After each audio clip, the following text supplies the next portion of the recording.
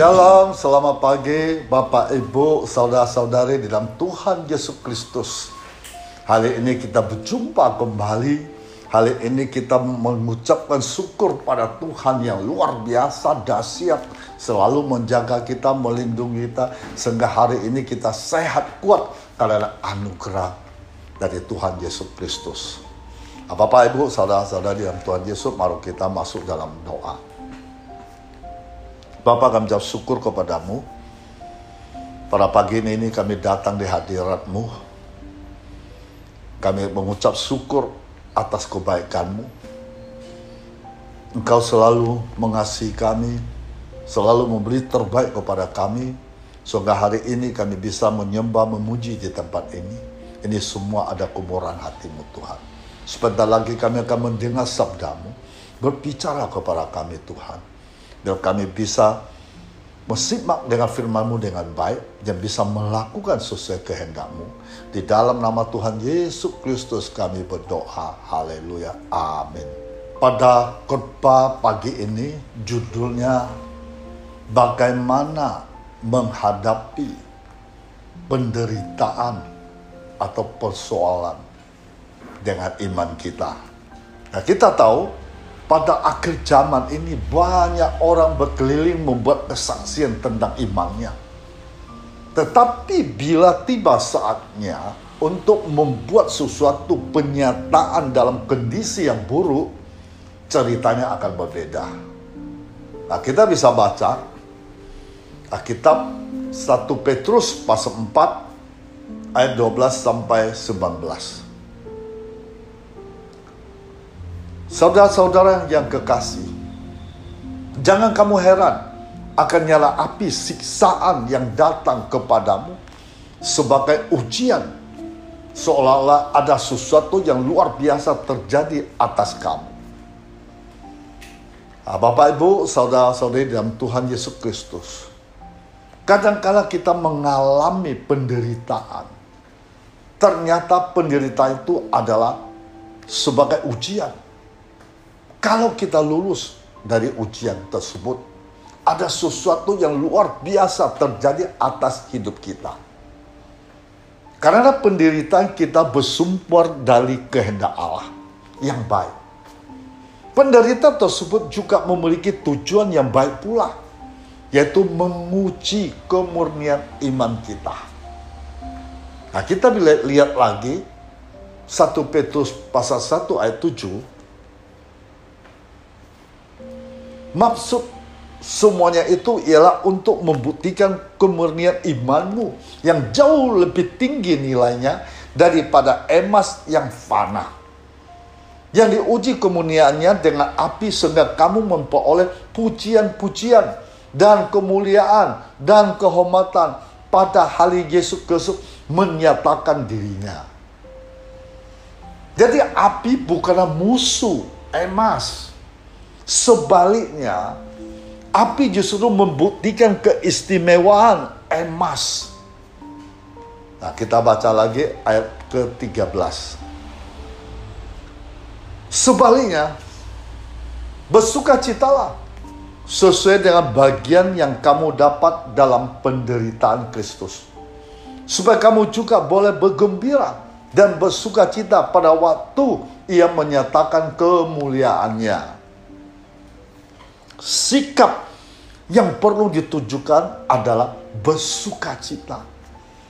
Kata dasar bersukacita kalau bahasa Yunani adalah chairo. Muncul 2 kali di ayat ini. Yang pertama merujuk pada sukacita kekinian, berarti sekarang. Kedua pada sukacita ekatologis, itu akhir zaman. Orang Kristen seyogianya harus terus-menerus bersukacita dan akan bersukacita selamanya.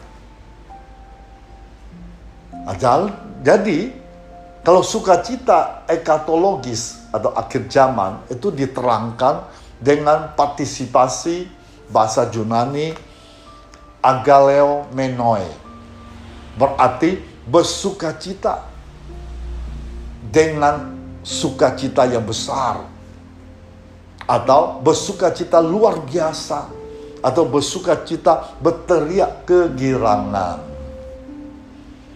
Nah, sukacita ini bukan penyangkalan realitas atau pengabaian kesedihan.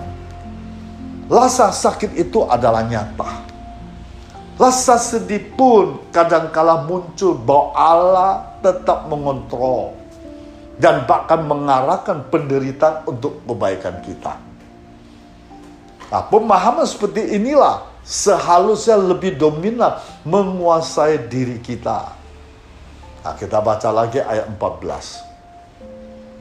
Berbahagialah kamu jika kamu dinista karena nama Kristus, sebab roh kemuliaan, yaitu roh Allah ada padamu. Nah, kita dinista hanya karena nama Kristus, maka kita harus bersukacita dan berbahagia. Menderita bagi Allah sudah merupakan kemuliaan, karena roh kemuliaan tinggal di atas kita. Nah, kita maju lagi ke ayat ke-15. Janganlah ada di antara kamu yang harus menderita sebagai pembunuh, atau pencuri, atau penjahat, atau pengacau. Nah, ayat ini memberitahukan pada kita bahwa janganlah menderita, karena kita sebagai pembunuh, penjahat, dan pengacau. Itu tidak boleh. Nah, kita baca lagi ayat 16. Tetapi jika ia menderita sebagai orang Kristen, maka janganlah ia malu, melainkan hendaklah ia memuliakan Allah dalam nama Kristus itu. Ketika menderita sebagai orang Kristen, sikap yang ini ada tidak malu. Pada zaman itu sebutan orang Kristen bahasa Yunani adalah Kristianoi. Seringkali adalah ungkapan ejekan. Orang-orang dunia yang tidak memahami makna penebusan Kristus di kayu salib, pasti mereka menganggap Kristus sebagai pribadi yang rendah. Sehingga terjadi pada orang-orang tertentu memilih untuk menyembah kaisar. Sehingga orang Kristen terlihat begitu hina. Nah, dalam budaya kuno bergerak atas dasar kehormatan dan aib, tekanan sebagai Kristianoi tentu tidak mudah untuk ditanggung. Stigma negatif, gambaran karikatur sudah menjadi makanan sehari-hari bagi mereka. Nah, di tengah situasi semacam ini, Petrus menasehati mereka untuk tidak usah malu. Lebih memalukan apabila mereka menderita karena berbuat salah. Nah, kita maju lagi ayat ke-17. Karena sekarang telah tiba saatnya penghakiman dimulai pada rumah Allah sendiri yang harus pertama-tama dihakimi. Dan jika penghakiman itu dimulai pada kita, bagaimanakah kesudahannya dengan mereka yang tidak percaya pada Injil Allah? Ingat, Alkitab memberitahukan kepada kita bahwa nanti penganiayaan atau penghakiman tiba, pertama-tama terjadi pada rumah Allah sendiri. Saat ini sudah mulai masuk ke rumah Tuhan. Orang banyak mengalami penderitaan, kesusahan, persoalan. Apalagi bagi mereka tidak percaya pada Yesus, akan mengalami penderitaan lebih besar dibanding kita di dalam Tuhan. Karena kita masih bisa ditopang oleh tangan Tuhan Yesus Kristus. Nah, ayat ke-18. Dan jika orang benar-benar hampir-hampir tidak diselamatkan, apakah yang akan terjadi dengan orang fasik dan orang berdosa? Nah, hidup orang benar dikatakan hampir-hampir tidak memperoleh keselamatan. Apalagi orang-orang di luar Tuhan Yesus atau orang yang masih berdosa. Itu pasti tidak diselamatkan. Dan ayat ke-19 yang terakhir. Karena itu baiklah juga mereka harus menderita karena kehendak Allah. Menyerahkan nyawanya dengan selalu berbuat baik kepada pencipta yang setia. Nah, Bapak Ibu, saudara-saudari dalam Tuhan Yesus Kristus, di sekeliling keluarga kita ada banyak persoalan dan penderitaan. Masalah singa tanpa memilah. Banyak keluarga mengeluh dan meratap. Keluarga Kristen pun tidak dikecualikan. Bencana, penyakit, tekanan bukanlah hal baru untuk keluarga kita. Situasi ini kadang-kala memaksa kita untuk berpikir keistimewaan status kita sebagai orang-orang Kristen. Lalu kita sering berpikir, tidakkah Allah seharusnya melindungi anak-anaknya dari penderitaan? Mengapa Allah begitu tegar membiarkan anak-anaknya bernasib sama dengan dunia? Bukankah seharusnya Allah lebih berbelas kasihan terhadap anak-anaknya? Nah, Bapak, Ibu, saudara-saudara yang Tuhan Yesus Kristus, kali ini kita belajar. Tidak peduli jenis penderitaan seperti apa yang kita sedang hadapi. Kita perlu memiliki cara sikap benar terhadap penderitaan itu. Nah, hal inilah yang membedakan orang Kristen dari dunia. Situasi kita boleh sama, namun cara sikap kita harus berbeda. Situasi sulit dapat direspon secara berbeda oleh orang yang berbeda. Nah, sebagian orang mungkin memilih untuk melarikan diri dan mencari tempat aman. Sebagian lagi memutuskan untuk mengkompromikan, bertahan, tapi tidak berhenti mengeluh, meratap nasib, dan menyalahkan pihak lain. Beberapa bahkan menunjukkan keputusan mereka dengan cara bunuh diri. Yang lain lagi bukan sekadar bertahan, tetapi justru menjadi lebih baik melalui berbagai penderitaan yang dialami. Nah, Petrus secara jelas menyebut penderitaan ini karena kehendak Allah. Nah, menderita karena berbuat baik adalah dikehendaki Allah. Nah, kita bisa baca 1 Petrus pasal 3 ayat 17. Sebab lebih baik menderita karena berbuat baik, jika hal itu dikehendaki Allah, daripada menderita karena berbuat jahat. Nah, Bapak, Ibu, saudara-saudara dalam Tuhan Yesus Kristus, iman dalam mengatasi tantangan hidup. Saya kasih contoh pertama dari kisah Esther. Kita mengetahui berbagaimana iman dan kesalehan Esther menjadi kunci dalam menghadapi tantangan dan situasi sulit yang Esther hadapi, sehingga Esther menjadi pahlawan bagi bangsanya. Iman yang sama tidak hanya dimiliki oleh Esther, tetapi juga para tokoh-tokoh wanita dalam Alkitab seperti Sarah, Leah, Hana, Deborah, Maria, Elizabeth, dan yang lainnya. Mereka semua juga dapat menjadi pahlawan wanita yang beriman bagi kita melalui kisah hidupnya masing-masing. Mungkin kita tidak menghadapi dilema seperti Esther kalau menghadapi penindas yang kejam. Mungkin kita tidak seperti Deborah mengalami situasi dilendakan dan dihina, atau seperti Hana dilema untuk menghadapi sesuatu yang dapat mengancam nama baiknya serta hidupnya. Namun, bagaimana dengan persoalan pergumulan hidup yang begitu berat yang harus kita hadapi? Bagaimana jika kita ditempatkan dalam situasi terancam kehilangan sesuatu berharga dalam hidup kita? Bahkan, di beberapa wilayah dunia ini, seseorang dapat kehilangan nyawa atau penghidupan jika ia memilih untuk tetap beriman kepada Tuhan Yesus.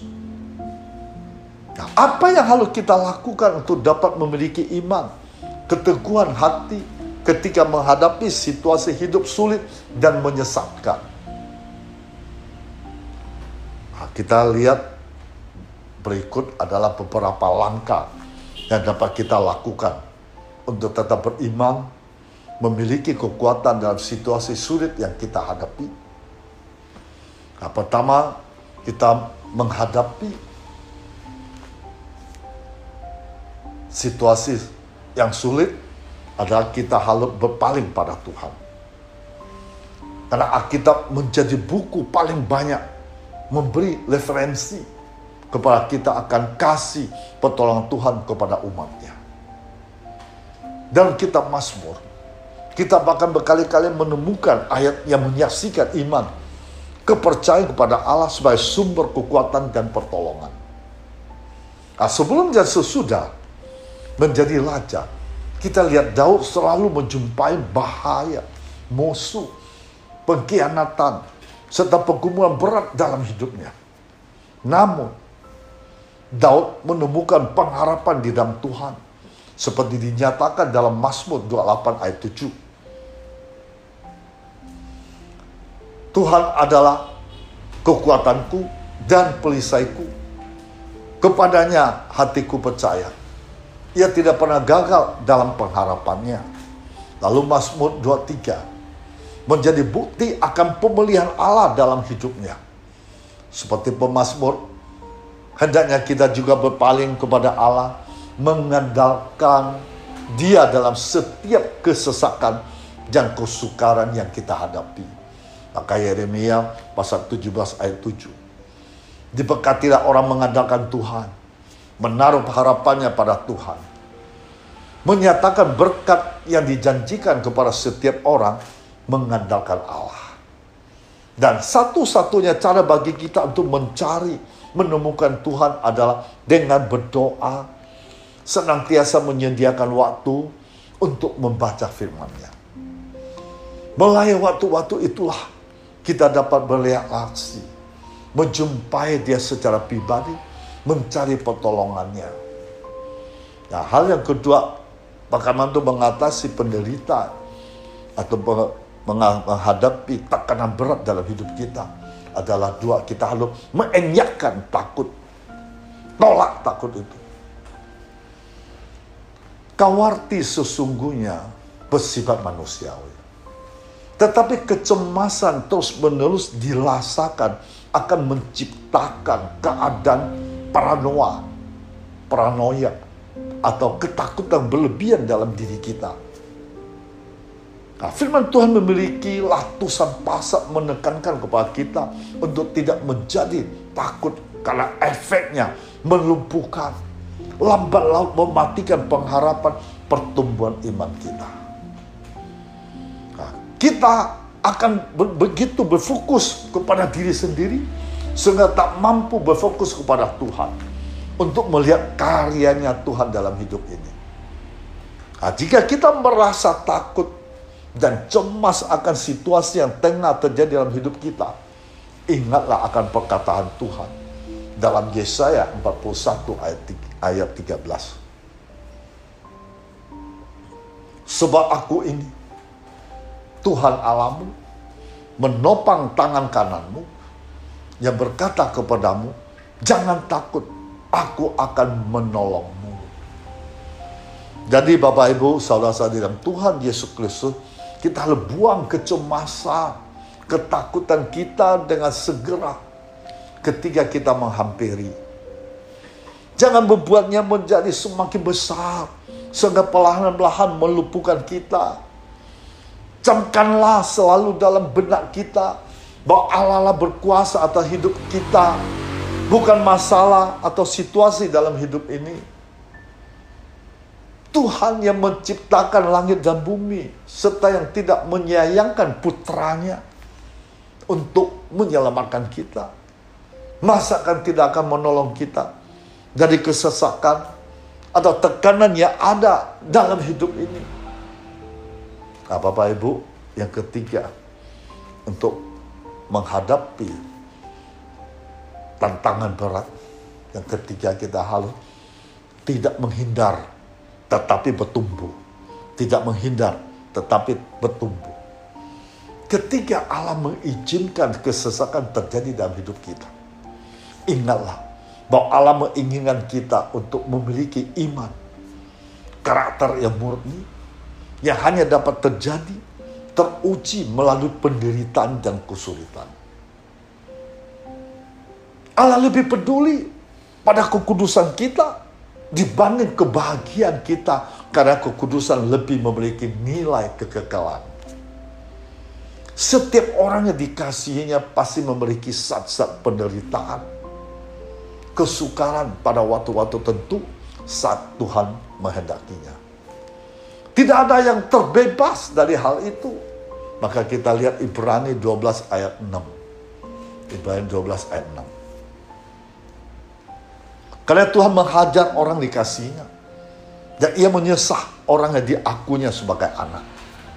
Nah, karena itu, dibanding menghindar atau menjadi takut pada penderitaan atau tantangan hidup, mari kita menghadapi dengan meminta Tuhan akan menjadikan kita bertumbuh melaluinya, menggunakannya untuk tujuan yang baik dalam hidup kita.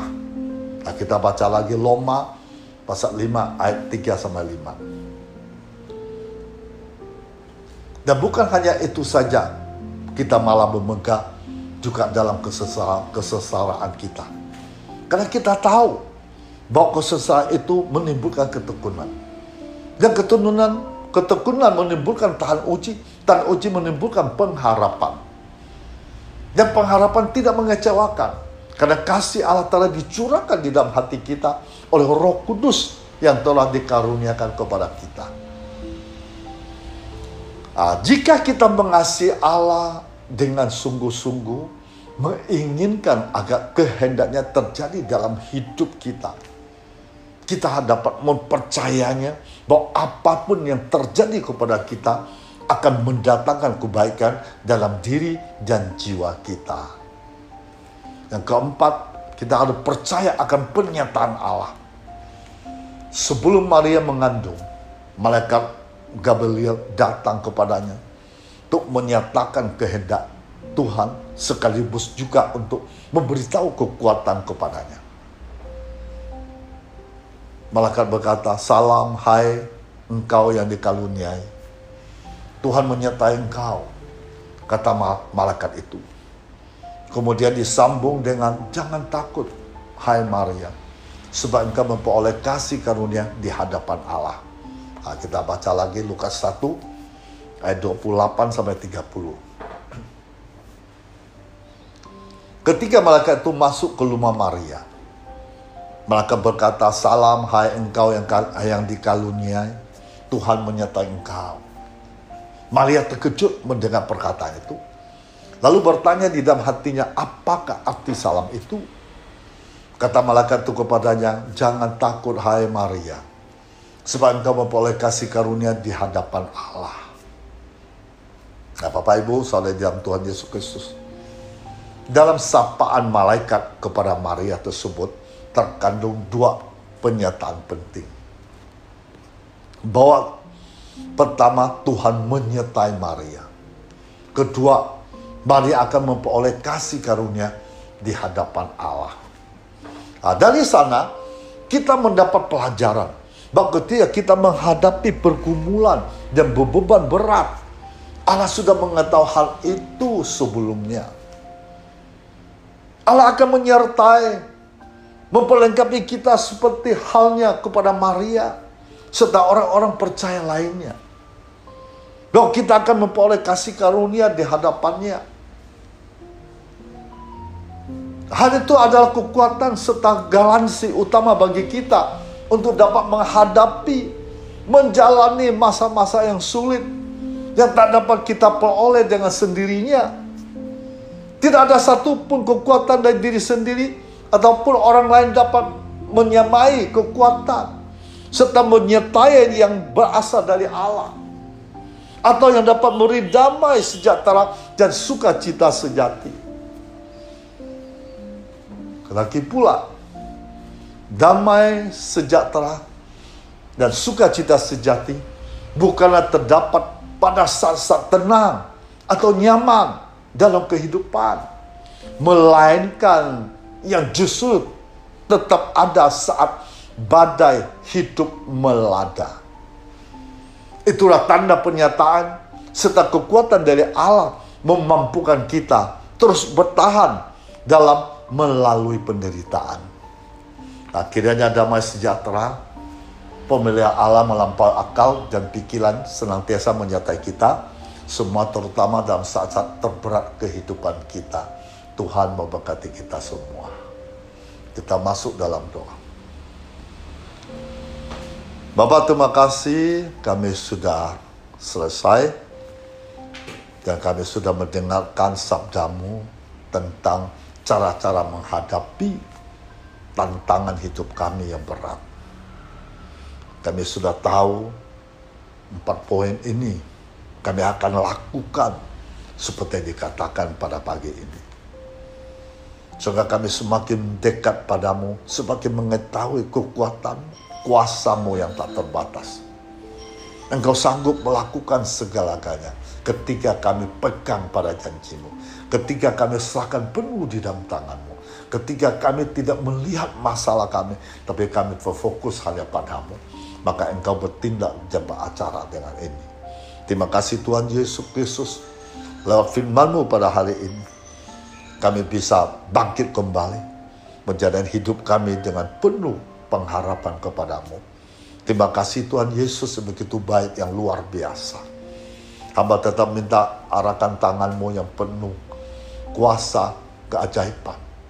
Karena setiap orang datang mengharapkan kepadamu, percaya kepadamu, maka mujizat-mujizat akan terjadi. Dan setiap orang yang percaya, masalah mereka akan Tuhan bantu buka jalan. Sakit penyakit akan Tuhan sembuhkan. Masalah ekonomi, pekerjaan, Tuhan akan memberkati lebih besar lagi.